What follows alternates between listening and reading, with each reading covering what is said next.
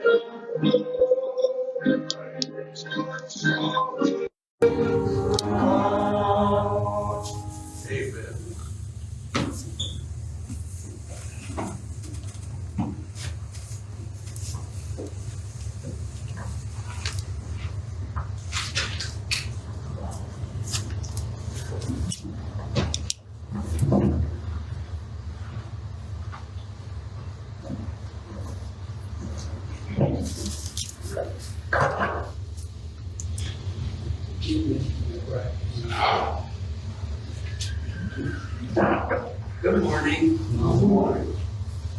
Last day of the year, Yes. and Cannon has birthday tomorrow. Becoming more and more anxious. Great day. I'm just trying to figure out where he's gonna take me to eat.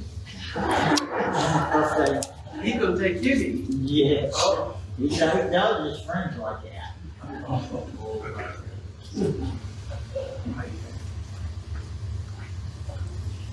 I intended on, not doing the lesson I'm doing today. How did they get there? You know? Wait a second.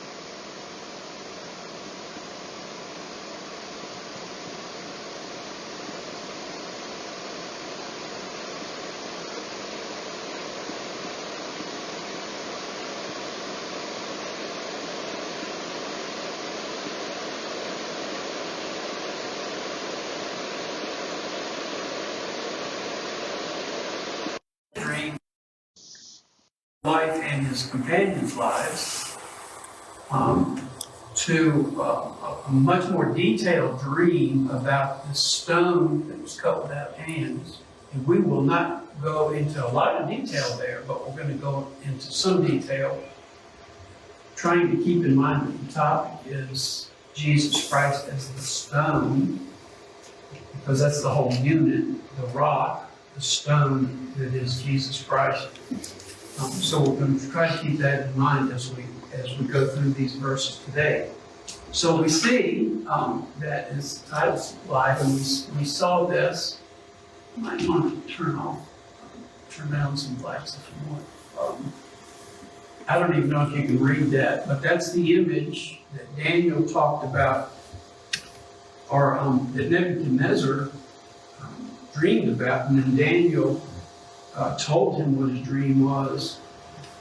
And somebody has put that. You can see the arrogance, talk about that. And you can see the gold. The top is gold. The head is gold. The chest and arms are silver. So the first one is Nebuchadnezzar's kingdom, the Babylon kingdom. And then the silver is the next king that came along, which is the Medo-Persian. Then it goes down to brass, which is the Greek under Alexander the Great, and then finally you get down to iron legs, and then going further down, the iron is mixed with clay, and that's the Roman Empire. We notice that this is all one image, and that's an important part we need to realize. It's one image, it's not four separate images, so that we're seeing a system. These are not related empires on the outside. I mean, like one conquered the other in one instance, but really, they're not really related just in the normal way we think about related empires. But these are the empires that God showed Nebuchadnezzar and then later Daniel in a dream, and you can see it is one image, so it's a system. And we can see that what we see here is the arrogance of man. That's number one. We see a beauty about it also, that this guy just got everything. That's what we see. And that's what was seen by Nebuchadnezzar. Remember, it wasn't very long after this, Nebuchadnezzar had this huge statue made of himself. So this dream, after Daniel explained the dream to Nebuchadnezzar, he thought very highly of himself. Because he said, Nebuchadnezzar, thou art the head of gold. You're the God. You're the King of Kings. Really. And so that really struck him. And of course, all these conquerors have got egos. I mean, they're going to conquer the world. Come on. I mean, really, what's the biggest thing in our life? To be like, will the car start on a cold morning? And can I make it to the next gas station? My yard's going to be prettier than your yard. But these folks are going to conquer the world. And the system is pride, self. You can see this is a soldier. He doesn't have weapons, but he's dressed like a soldier. So we're thinking about force and military, cruelty, death, destruction. I'm taking what's yours because I can. And that is the world system. It is even today. It's the same system where there's greed involved in almost everything. Even what we call our good wars, like World War II, we went in and destroyed the power of Hitler and the power of Japan. But we got people that got super wealthy off of those wars. They did, because they sold weapons, and they want war because they get rich off of that. Do you know, just throwing this out, do you know that our government today is funding both the Hamas and Israel? Why would they do that? Because somebody getting rich, right? So we're talking about that system is in place. The place that you worked. And I guess some of you are still working, but most of us, it's long gone. You can't even remember working. It was a long time ago. But there were people that would do anything they could to get ahead of you on the pay scale or anything else. And that's the same thing, and you're probably doing the same thing. It's the greed, it's what we grew up in. And we, think about businesses. They want you to buy their products, so they lie to you about it. They make it cheaper, cheaper, cheaper, cost more, more, more. We got cars made out of plastic today because it's cheaper. Why would we pay more? That's not made out of anything that's lasting, right? Anyway, you get the picture. That's the world system. And we're going to read some of that again. So if you'll turn to Daniel, chapter 2, we want to read it because we want to get to Daniel 7, which is Daniel's dream. So in Daniel 2 is Nebuchadnezzar's dream, just in part. We're not going to read it all by any means, just parts of it. Somebody should have put a bookmark in my Bible where Daniel is. There it is. It's the same place it was. Daniel 2, let's start at verse 31. Daniel 2, verse 31. This is Daniel talking to Nebuchadnezzar. Thou, O king, sawest, and behold, a great image. There it is. This great image, whose brightness was excellent, stood before thee, and the form thereof was terrible. This image's head was of gold, his breast and arms of silver, his belly and thighs of brass, his legs of iron, his feet part of iron, part of clay. Thou sawest that image, of course, till that a stone was cut out without hands, which smote the image upon his feet that were of iron and clay, and brake them to pieces. Then was the iron, the clay, the brass, silver, and the gold broken to pieces together, and became like the chaff of the summer threshing floors, and the wind carried them away. Now notice the plural, them. They were all, the whole thing. So it's all those empires, all the empires and all that they did. Here's an example of that. This empire, this is how they did it. Nebuchadnezzar did it. And it worked. And he could have conquered anybody he invaded, and he did. I don't know that he ever lost an invasion. And so the Medo-Persian Empire will say, well, let's do that. But you know something? I had a thought. Let's improve on this. So you see the building blocks there? And then the next, Alexander the Great. I'm going to take what those guys did, and you won't even remember them. By the way, don't we remember Alexander the Great more than we remember Nebuchadnezzar and whoever was Medo-Persian? We don't even know. Was that Cyrus? King? I don't even know. And they're building, and then Rome takes it all together and just makes it nasty, just raw power. I'm going to crush you, grind you up, spit you out. You'll be what I want you to be, and that's what they did. So they're all together, but at some point, the stone, we know that's Jesus. It's going to be a suddenness to the end of this. You can see this is not a wearing down. This is a crushing blow to the very stability, the feet, the weakest part. This whole thing is built on a lie. Yes? What lie? Well, Satan is the author of all of that. Now look, we're complicit in it because we follow along. Mankind I'm talking about. Mankind follows along. Yeah, I want wealth, so I'll do whatever. Don't we sometimes? Maybe not us, but mankind. That's a motivator. We just talked about that. Still going on. And that's a lie, right? Those aren't eternal good things, right? I mean, remember that song? There's a little phrase that always gets, well, I got my hand on a dollar bill, and the dollar bill flew away. You all are old enough to remember that. Some of you aren't. It was during the 60s, it was a hit song. I don't know who sang it for the name of the song, but it's always been my favorite phrase in that song. But doesn't that tell life? They are not eternal. That's not eternal. In other words, all of this is unstable. It looks so good and so wonderful, and then it tracks, and that's how Satan works. What did he say to Eve?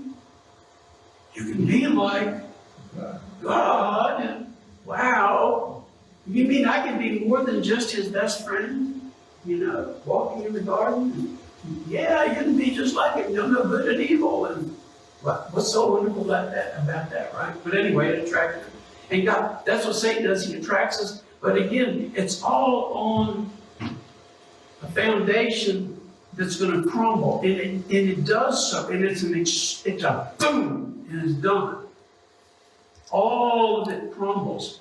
It's been there ever since Eve and Adam, but it's going to come to an end, and boom, that quick. Though it's been there 6,000 years or however many now. That system been in the building. The foundation has always been wrong, right? And we have a foundation that's unmoving, right? The rock is our foundation. Also, right? Jesus, the only foundation. Okay, so we go on as we read this. Where were we? Okay, verse 35, we just finished, or didn't finish.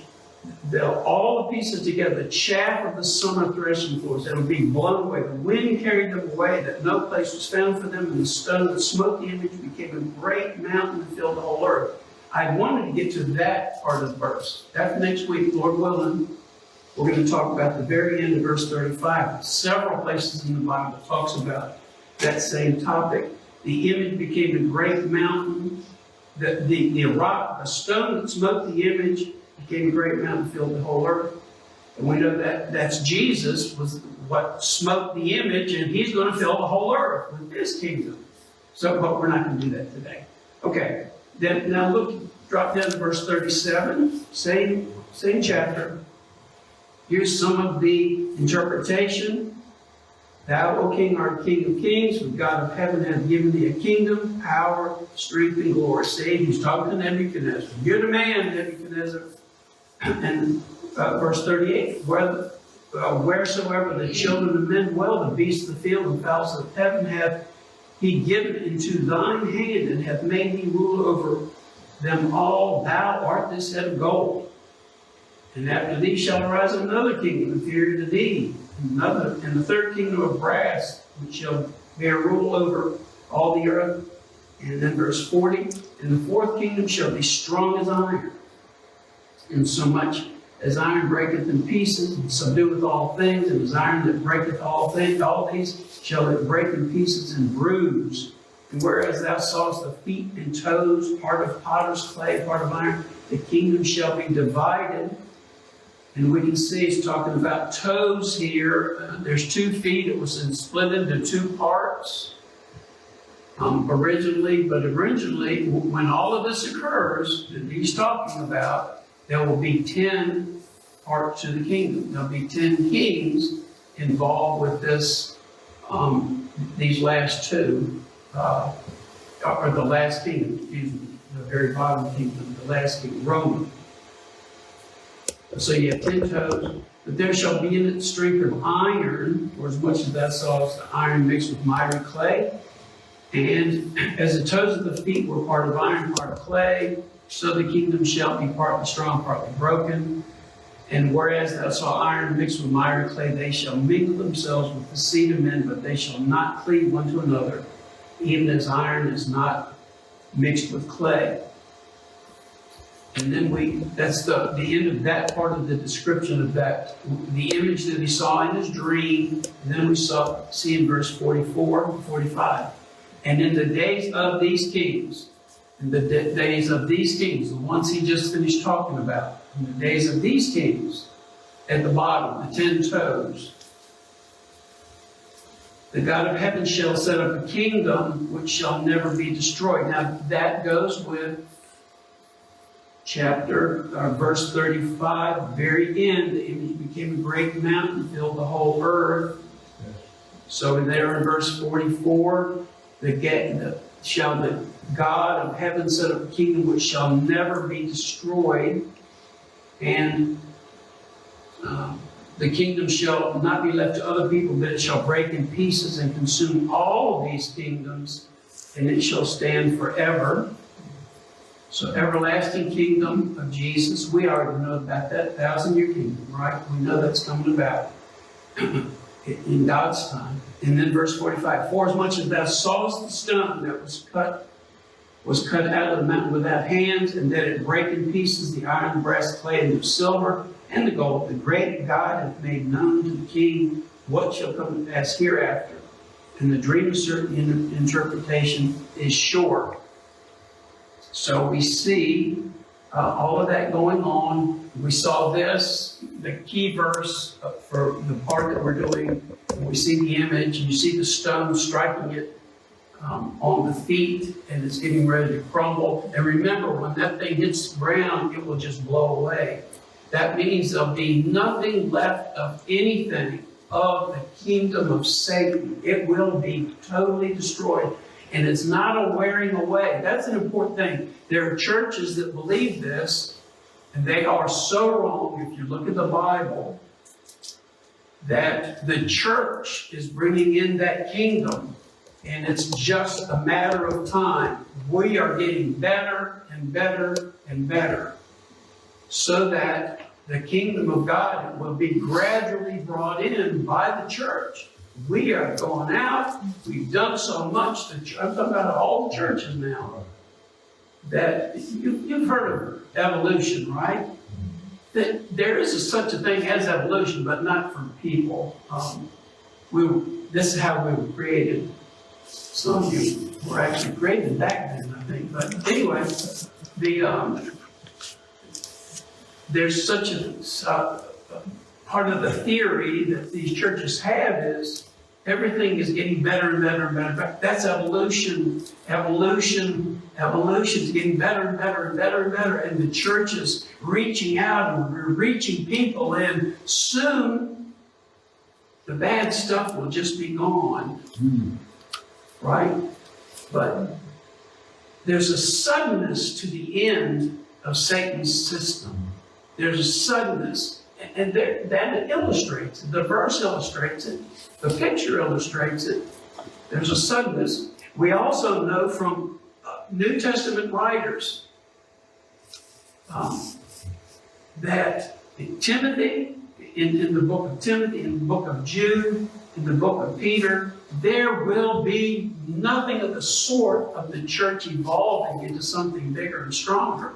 The exact opposite is happening in churches on the earth. Right. Apostasy. Mm-hmm. That means this. They can see the truth, like you and I can see the truth. Just read it, but they choose to say, no, we know something better than that. We got something to add to that, or we're not going to talk about that anymore. And do we know that that's happening? Right. Yes, we know that's happening. Not in all churches, but in a lot of churches. You won't hear a gospel. You won't hear about the blood of Jesus Christ. And my goodness, why would you be there if you're not going to talk about the blood? Yes? Right. Your and my life, the real life, started with the blood of Jesus Christ being applied to us, personally, individually. You got born anew. A new person, a new creature. One that can please God. You could not please Him before, because your best was as filthy rags, and we know that, right? So there's a suddenness, and that's an important. We need to remember concepts taught and that you read, because I believe that the lies will grow and grow and grow right up to the end. What's going on now? We talk about that's a world system falling, right? Is there not a huge movement in the world today to make a one world government? Mm-hmm. To do that, you must tear down the individual nations. Right? I mean, if it's one, right? I mean, America, a strong America, an America of a few years back would say, "Nyeh," just thumb the nose, like, I don't need you. I can beat anybody I want to, right? Maybe 3 or 4 nights from now, but I can bomb you into non-existence. I can starve you out. I can do anything I want to with you. I can blockade any country on the planet. I don't need you. I got more wealth than you'll ever dream of. So you got to tear down America. We are the leader. Reagan said we were the last great hope of humanity. We were. And maybe still are, but I don't see it that way. We've gotten torn down. Why are people intent on tearing down? You say, how are we being torn down? Open borders, number one. Do you know, listen, more children were born this year to illegal immigrants than to Americans. Did you hear what I said? In America. This is in America. You say, well, why is that so bad? Let's see. Have they been educated in what a democracy is and what in our Christian Judeo government? In other words, isn't our government founded on stuff in Scripture, in Bible? What it is founded on it, right? So we have an influx of people. We don't know who they are or where they are, but we know that they're having children. And our government is taking care of them. With what money? Ours. Does that make sense? I mean, to me, it doesn't make sense. So we tear down the leader of the world, militarily and economically, that leader, because you want a one world government. Have you heard of the ecumenical movement? That's in churches. It means we can just bury our differences and all join in one common cause. Sounds pretty good, right? But if you don't believe what I believe, then well, how can I join together with you? To me, salvation that's the bottom line. Why are you here otherwise? That's the bottom line. If you're a church that has nothing to say about that, why would I join with you? Why are you meeting? You see what I'm saying? One world government, one world religion. That's what this is right here. And you say it's so big. Yeah, that's what we can't do anything, but we can still do right. We can always do right. Yes? Be in prayer, do right, study scriptures, refrain yourself from evil and wickedness. All of us. Be repentant when we do mess up. Yes, all of those things we should do. But to untangle this, God said, I'm not going to untangle it. There will not be a trace left of it. And by the way, at the very end, Satan is tossed into for 1,000 years during the kingdom that he's going to set up. 1,000 years. Locked away. Can't see the world of nations anymore. And then later, of course, he'll be in the lake of fire. So we see it is sudden. Why? Because that's the way it's going to be, because you can't untangle it. Can't be untangled. You have to destroy the evil, and that's what's going to go on. All right, so 60 years later, about 58 years later, Daniel 7. So we get the picture as we're turning there. We get the picture of this whole system that we're under today that is evil, corrupt, power-driven, hate, pride, etc., destroyed it, one blow, in God's time. That's what's going to happen by Jesus Christ as that stone cut without hands. So in Daniel 7, we're going to read verses 3 through 7. Daniel 7. This is Daniel's dream. The 4 great beasts came up from the sea, diverse, one from another. First of all, this stuff does not mean the Atlantic Ocean. The sea means mankind. It's in several places in the Bible. If it talks about something coming up out of the sea, it's not Poseidon or any of those sea creatures. It's mankind, the great sea of mankind. So out of these, there will be 4 creatures, 4 beasts. One diverse from the other. Okay? Verse 4. Notice there's 4. The first was like a lion, had eagle's wings. Until the feet thereof were plucked, and it was lifted up from the earth and made to stand upon the feet as a man. And a man's heart was given to it. Verse 5, and behold, another beast, a second like to a bear, and it raised up itself on one side, and had 3 ribs in its mouth of it, between the teeth of it. And they said thus unto it, Arise, devour much flesh. After this I beheld, and lo, another like a leopard, which had upon the back of it 4 wings of a fowl, and the beast had also 4 heads, and dominion was given to it. And after this I saw in the night visions, and behold, a 4th beast, dreadful and terrible and strong exceeding. And it had great iron teeth, and it devoured and brake in pieces, stamped the residue with the feet of it. And it was diverse from all the beasts that were before it, and it had 10 horns. So these are the gold, silver, brass, and iron and clay of Nebuchadnezzar's dream. If you look, you can look back. The first one, the golden head was like a lion with eagle's wings and so forth. Verse 5 is the second beast. This is the silver one, which is Medo-Persian. And it was like a bear. It said, Arise and devour much flesh. Verse 6, then another like a leopard, which had upon its the back 4 wings of fowl, 4 heads. Dominion was given to it. That's Alexander the Great's kingdom, the Greek monarchy. And then verse 7, of course, it's almost identical what we just saw for the Roman Empire. Now, I want you to understand, you're going to say the Roman Empire is gone. We have to remember, we're talking about the system of the Roman Empire, where it was and what it accomplished. Those things are still going on. You see, it's an image. It's all together. So that last one, that exceedingly dreadful, becomes more and more exceedingly dreadful. You understand? That's the one that's still going. The other 3 are gone, right?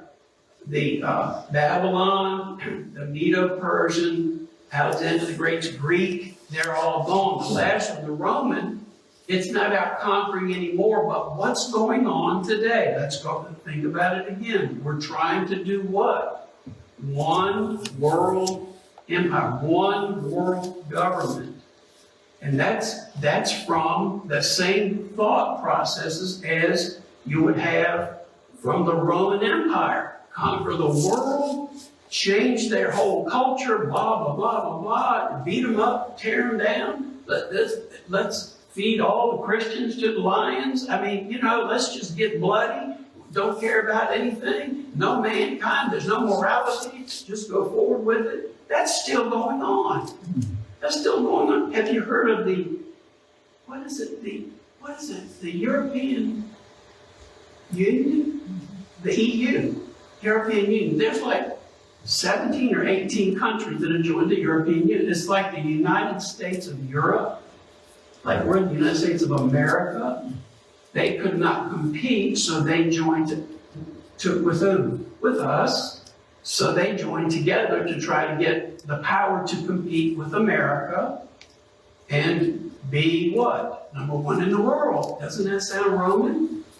Yes, it does. That sounds like that image and the greed. It sounds just like what Satan would have. And so what do they want to do? Is tear down their countries. In other words, no borders here. Do what we say. You can have elections, but if we don't like them, we'll install somebody there as your president. And who's doing that? A little council that meets. A little group of people from different countries in Europe. They meet. They decide everything. But alongside that, you have people like Bill Gates. You say, Bill Gates, Windows or something? Yeah. And other billionaires, and George Soros, who just tried to destroy every country he can before he dies. Now his son is involved. His son is like 60. He's a young man compared to George Soros. Makes you guys look young. The World Economic Forum, WEF, under Klaus Schwab, all of these people want one world. Do you see how it's all coming together? And the center, by the way, for WEF is in Europe. The UN is here in America, but some of those members are actually meeting with the WEF. And all of these, it's all one goal. Tear down anything individual, build up into something. And you see, this is where you can say we're making the world a better place. We can conquer disease if we just pool our resources. And that might be true, if that's actually what you wanted to do. And there'll be no enemy against us because we'll all be together. So the wars will go away. See what they're doing? It's what we're saying. Get better and better and better and better. And we know that it's not. It's getting, if we look, it's not getting better. Right? That's why you're going to have that stone that comes and crushes. Okay, let's continue on here. Again, note, Nebuchadnezzar saw the outward splendor and power, but the true character are beasts of prey. You read those 4 beasts. They all tear with their teeth and kill and devour and leave the remains, right? They're all beasts of prey, or fowls of prey. They use force, and they're warlike. So what Nebuchadnezzar saw, and it built him up, so he had a statue made of himself. What Daniel sees almost 60 years later is their true character. Listen, what we need to do is see the true character of those who are in with that world system. Right. Yes, the true character is greedy, force, warlike, amoral, and no morals. Kill without a second thought. Why would it be thought okay? Listen, why is it okay to kill a baby when he's born? That is the goal of abortionists, is that. Now, I don't care. You may be an abortion supporter. You're wrong if you are, because nobody gave that thing life except God. That's a life from God. You say you can take it away, you're wrong. But we're not here to debate that. Here's the whole deal. Abortion was passed. The argument was this. What about rape? What about incest? What about the life of the mother? It'll just be very infrequent. We'll barely ever have abortions. That was the original argument back in the 70s, 60s, and before. Of last century now, right? And the opponents said, yeah, but you're going to end up using it as birth control. Who was right? The opponents. Because of being used as birth control. We kill babies because we don't want them anymore. We don't want that baby. We don't want to do that anymore. Why did I even bring that up? I'm talking about the amoral aspect of this kingdom that Satan is in charge of. He don't care about life. He didn't give life. He's a liar. He's a murderer. That's what Jesus called him. That's who he is then. And everything that he sponsors is this: greed, power, filth, nasty, amoral, blood. It's a horror. And so tangled up where we have people in our government that go to the WEF meetings. That's the one world order, folks. Yeah. Why would an American go to one of those, right? But they do. That's tangled up. Then we get this president we think is marvelous. Then you start looking, you're going, well, he was a liar too. Well, he signed on with that too. How can this be? Right? Tangled up. So there's going to be this, the Lord, going to fix it. And it'll pretty much be in an instant of time. All right, let's continue on. So the real character is not what Nebuchadnezzar saw. So what is what Daniel sees 58 years later. Then look at Daniel 7, verse 8. Still his dream. I considered the horns. Because he had seen this, if you'll remember, verse 7, the beast that had 10 horns. I considered the horn, and behold, there came up among them another little horn, before whom there were 3 of the first horns plucked up by the roots. And behold, in this horn were eyes like the eyes of a man, and a mouth speaking great things. That doesn't mean in a good way. The little horn is the Antichrist. He's now introduced. The Antichrist is now introduced. And you have to remember, who is the Antichrist? He is a vile, purely evil, vested with power by Satan himself. He's a man, probably. But he will be, he'll act like a god. And if he's called Antichrist, he's what? He's anti-what?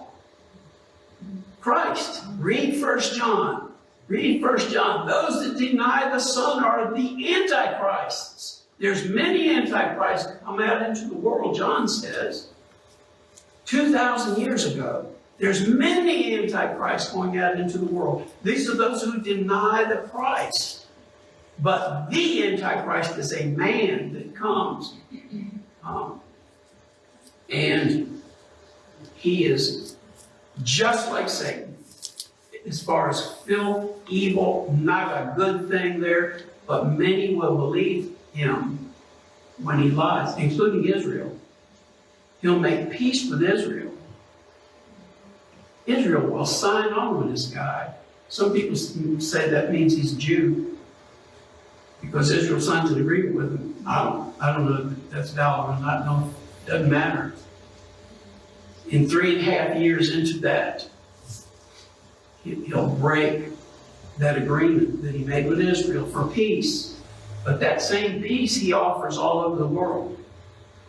Listen, what did Jesus say when they said, what are the signs of this coming? You're coming, because Jesus said, I'm coming back. And he said, there'll be wars and rumors of wars. That's not like today. That means it's going to be every day, all the time. Wars everywhere. The whole planet will be at war. It sounds like we're going there now, doesn't it? Right. There's more and more, it seems like. Maybe not, but it seems like it to me. But there will be an everyday, still be. And this guy will step in and just look like this is a good guy. Doesn't that sound like the way Satan operates? What did he do with Eve? He was in this snake that was beautiful at that time, by the way. He had put himself into that body, and he slithered up, and he was beautiful to look at, and he beguiled Eve. He got in her head, right? And she thought, that's something wonderful. This guy's offering me something great. This Antichrist will be, by the means of peace, he's going to conquer many. They'll sign on with him. He's a liar, but they don't know who he is yet. In any case, that's who this is, the little horn. Later on in Daniel, there's another little horn. It's a different little horn. It's a foreshadowing of the real little horn. The foreshadowing, that little horn that comes later. If you're going to read Daniel now, I hope that you will. It's if you have a Schofield, it explains this in Schofield in the notes. This is actually a Roman emperor called Antiochus Epiphanes. He named himself the Epiphanes part, by the way. Like, look at me, I'm the Epiphany. But anyway, he goes into the holiest of all with idols. The holiest of all, the Jews, right? He's a Roman, and he offers a pig on the altar. Right now, you know they can't mess with pigs, right? Right. Plus the idols, and he says, "I'm king." That's what he proclaimed. Now, he's a foreshadowing. He was a horrible man. He butchered Jews. But later on, the real little horn comes about, and you see he gets there there's 10 other countries, the 10 horns. Somehow he has to jerk up 3 of them. They're gone. So there's just 7 plus himself. Okay, 7, 21, and 22. Here we go. And it's on the board if you want to look. I beheld in the same horn made war with the saints and prevailed against them. What horn? The little horn. He already made war with his own horns, the 10, and got rid of 3 of them. He made war with the saints. That would be the believers, right? Yes. And prevailed against them. Wow, this is during the tribulation, right? How bad is it going to be for those who decide to believe during the tribulation? You mean there'll be people saved? There they are. We're